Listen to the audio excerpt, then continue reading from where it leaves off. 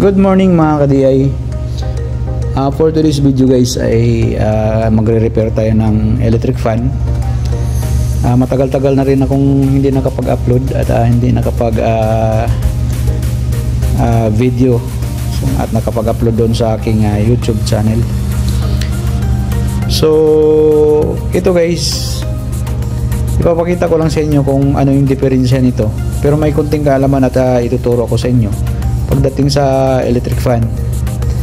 Halimbawa kung wala kayong tester na magagamit na tulad nyan, i-plug lang ninyo siya ito, i-plug ninyo sa 220 sa outlet tulad yan o ganito yan, extension.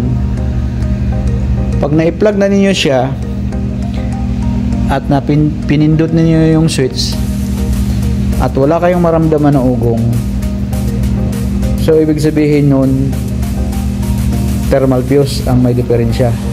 Yun kaagad. So ibig sabihin walang power kahit nakauna o nakasaksak to, walang power, wala man lang ugong, so thermal fuse siya. Pero kung halimbawa naka-plug ito at na pag-on nyo ng switch ay mayroong ugong, ibig sabihin buo yung thermal fuse. So tapos hindi siya umiikot. So ang may diferensya nun itong shafting at saka bushing. Napasukan lang siya ng marumi na at alikabok, umi-steady na to. So kailangan lang ng linis. So ganun lang guys ang pag-obserba natin sa ating mga electric fan. Kung mayroon kayong mga electric fan sa bahay, ganun lang. Pero kung mayroon naman kayong tester lang niyo to. I-set lang niyo yung tester niyo sa times 10. Yan. Tulad nito, ganyan lang, times 10. Yan. For continuity lang siya. Pag unang switch at hindi pumapalo yung tester, thermal fuse. Pag pumalo yung tester, so buo yung thermal fuse. Ang may diferensya kung hindi umiikot, shafting pa rin at bushing. So yun guys, ganun lang. So kung halimbawa maglinis naman tayo, may 4 na tornilyo ito. Yan o. Yan. Saka dito sa baba. Yan. Saka dito sa kabila. Yan. So tanggalin lang siya, paluwangan. Then matatanggal na to natin para malinisan natin yung shafting. Kailangan lang natin dito singer na langis at saka W40 para matanggal yung madumi. So yun guys. So ipapakita ko sa inyo na hindi siya gumagana pero umuugong siya. Plug natin guys. Yan. So yun, titingnan natin ha.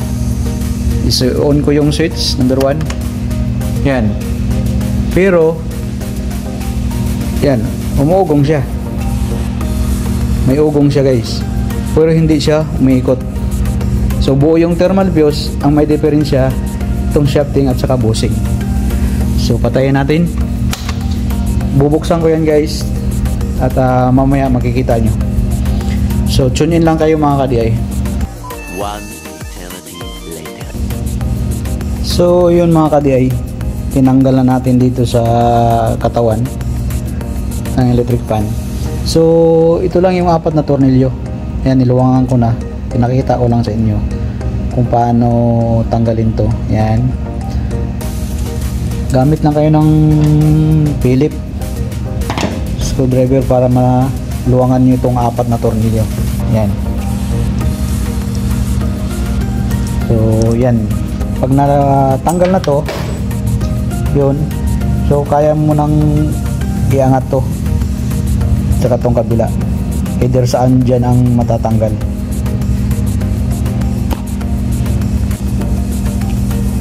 So yung mga ka-DI, na luwagan na natin yung tornilyo, hugutin na natin, and then sungkitin lang to guys. Sungkitin lang siya ng flat screw. Yan, umangat na. Yan. Pag nasungkit na yan, takin mo lang siya dandahan. Yan. Yan. So dahan-dahan mo siyang hatakin. Hirap kasi pagka walang naghahawak ng camera guys. Ako lang kasi naghahawak at gumagawa.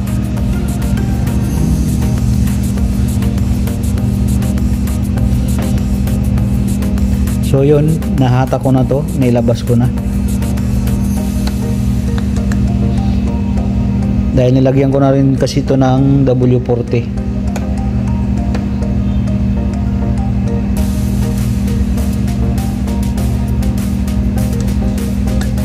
So medyo masikip lang siya dahil yun nga yung nagpapa-stack na ayaw umikot. So medyo masikip din yung ano natin, yung rotor, ayaw lumabas. So ganun lang yan guys. Mamaya ay ilabas ko yan talaga. Ganun lang ang sistema. Pag naluwangan yung mga tornilyo, din sungkitin. Tapos itong kabila, pwede rin itong sungkitin din.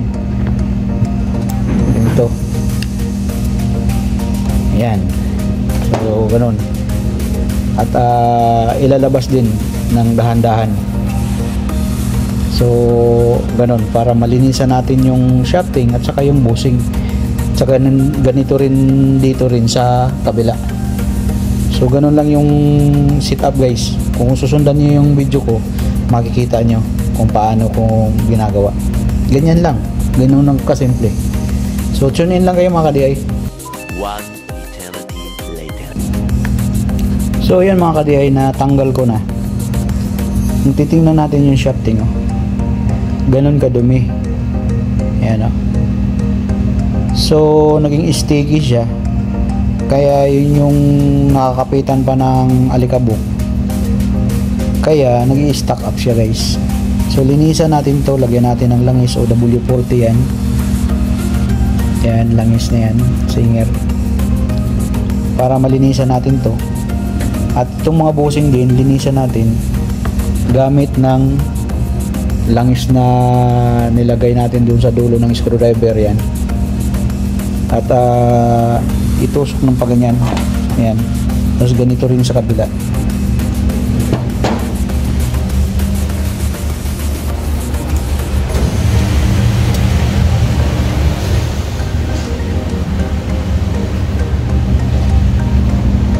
So ganun lang mga ka-DI kung maglinis tayo ng shafting at saka bushing, shafting at saka bushing.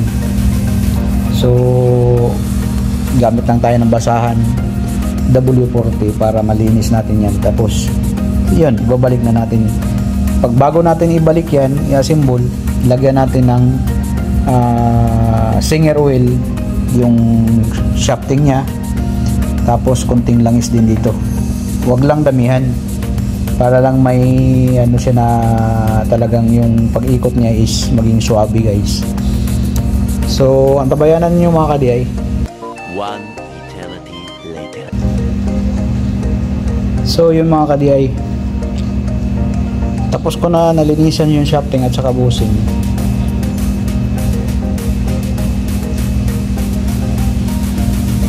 At binalik lang natin guys sa pagsaklob. So binalik lang natin ulit kung ano yung dati niyang posisyon. So dahan-dahan lang din pagbalik. So ito naka fix na to. Ayan. May gatla naman to dito na papasok siya guys, yan, no? At saka ito dito, kumbaga may pin siya, yan, no? Yung pinaka pin niya papasok diyan para mag-flat talaga siya. Yan. Tulad yan, oh, yung isa pumasok ng ganyan, oh. Ayan, oh. So ganoon din yung dito kabila. Ayan. So pag pumasok siya, so yun, parehas na to dito, pumasok na rin. So yun na yun siya. So pwede na ilagay yung tornilyo mga ka-DI. Yan. So naibalik na natin at lagyan na natin ang tornilyo dito para mahigpitan at babalik na siya. So ganun lang yan guys, antabayan na lang ninyo. One eternity later. yun ang mga ka-DI. Naikabit na natin, naibalik na natin siya guys. At titingnan natin ngayon, malambot na siya. So ganyan yung tapos konting langis, lagyan natin ulit.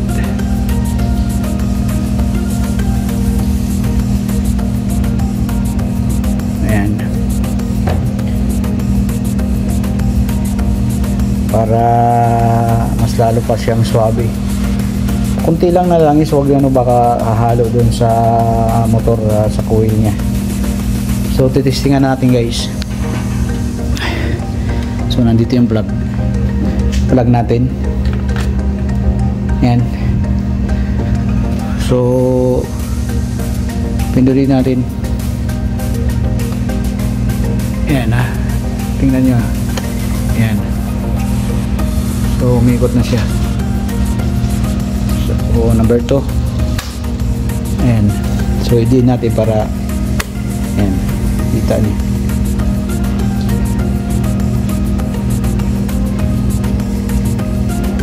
So gumagana na siya mga ka-DI. So ganun lang kasimple guys kung maglinis tayo.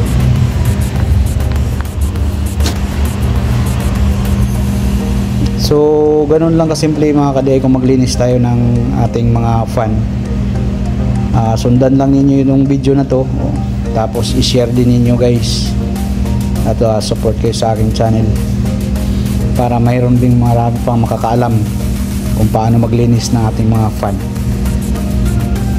So asimbulin ko siya mga ka-DI, antabayan na lang ninyo mga ka-DI. Ayun mga ka-DI, na simbol na natin. At guys, natapos na. At titestingin natin ulit, ipa-plug natin. Yan. At on natin ang switch para yan.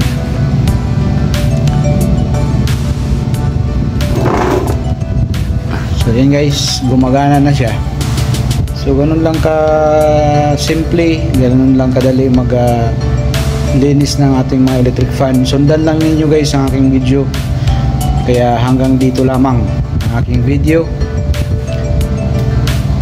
At doon sa aking mga subscriber, thank you. At sa hindi pa nakasubscribe sa aking channel, subscribe kayo mga ka-DI. At don't forget to hit the notification bell para updated kayo sa aking mga video pang darating mga ka-DI. God bless sa ating lahat. Bye bye.